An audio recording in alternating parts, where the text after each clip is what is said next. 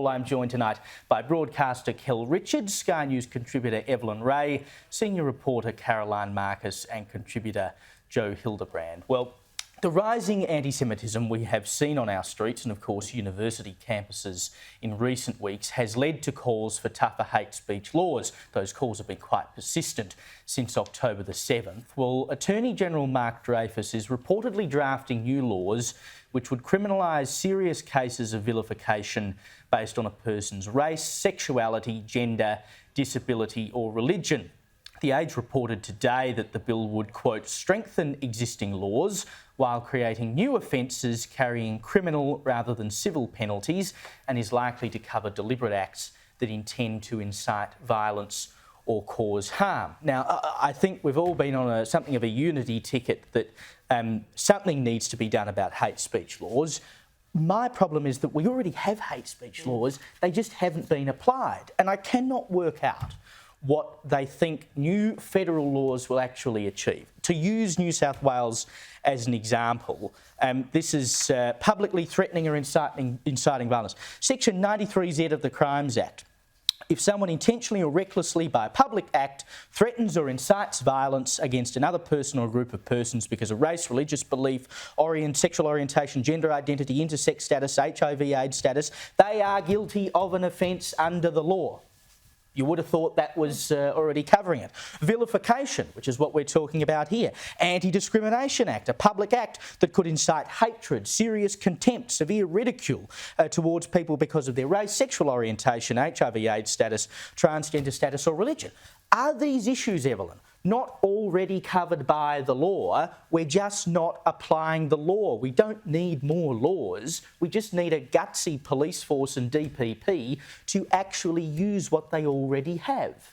Yeah, like you said, we already have laws that criminalise violence, and not just like violence like post-act, but incitement. Correct. So we already have that. And, you know, I think arbitrary laws lead to danger. I think arbitrary laws, unnecessary laws, give the government a lot more power than they should have to wield against the rights of your everyday law-abiding citizen. I think it has too much room for exploitation, you know, and at the moment we have to be honest. The state religion is wokeism, and I fear that adding more unnecessary arbitrary laws is only going to hurt anyone who is anywhere from the far left up the scale, because they're unfortunately in power at the moment. It's too subjective. If you actually read what they're trying to propose, they talk about harm and what harms people, and you only have to go on social media or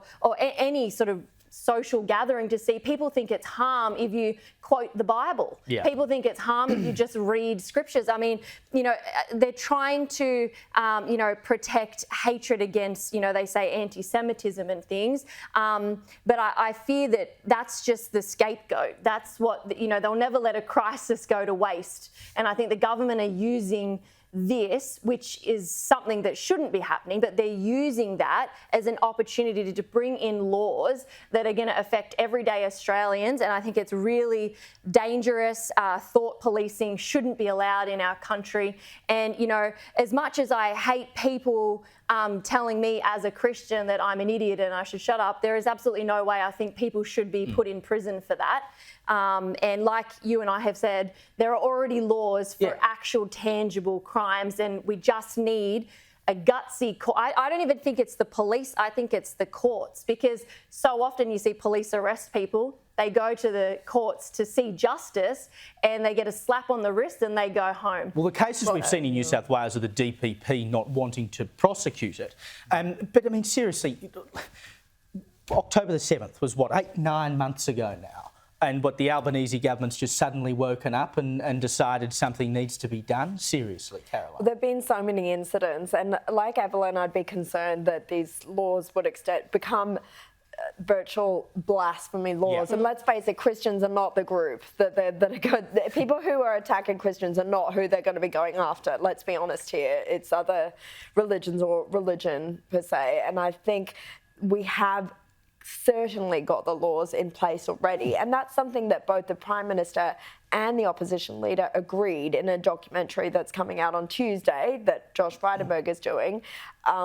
Not to give an obvious plug to that, but they make very clear comments in that, both leaders, that we have the laws in place. Yeah. They're just not being enforced. Why aren't they being enforced? Why are we seeing people allowed to protest violently on the streets of the Opera House, calling for F the Jews, calling for where's the Jews, as the police claim, if not other anti-Semitic chants? How is that allowed to happen? It's in front of hundreds of police officers and nothing. Well, I think you've answered your own question. I think this is where the problem lies, and this is why the DPP has had difficulty in prosecuting these cases, because they're in all these cases, including the "Where's the Jews" versus "Gas the Jews" comment.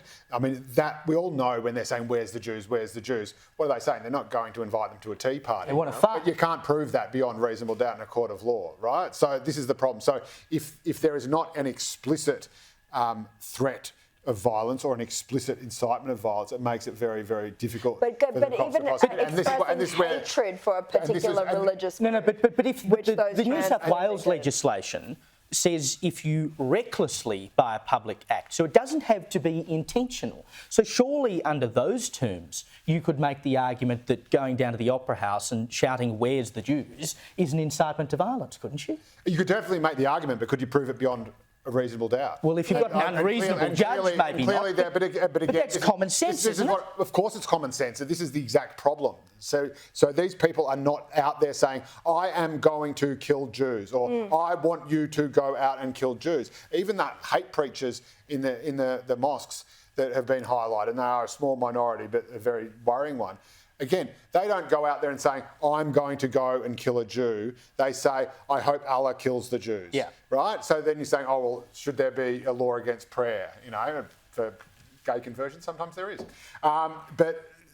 And I think this is the problem. And so if you say, "Oh, you know, we've already got these laws, but they're not being enforced," well, the problem is that, you know, when someone says "from the river to the sea," now, is that a call for genocide and the eradication of Israel? Certainly every Jewish person, or most Jewish people, feel that it is, and most sensible people feel that it is. And the Prime Minister has said clearly that's what it's calling for. You don't have to look at a map to know that it's calling for the eradication of Israel, which surely would be genocide by any other name. But again, these people can say, "Oh no, we're just calling for a nice multicultural Palestine," right? So how do you prosecute the meaning of words beyond a reasonable doubt? And I think that is the difficulty. You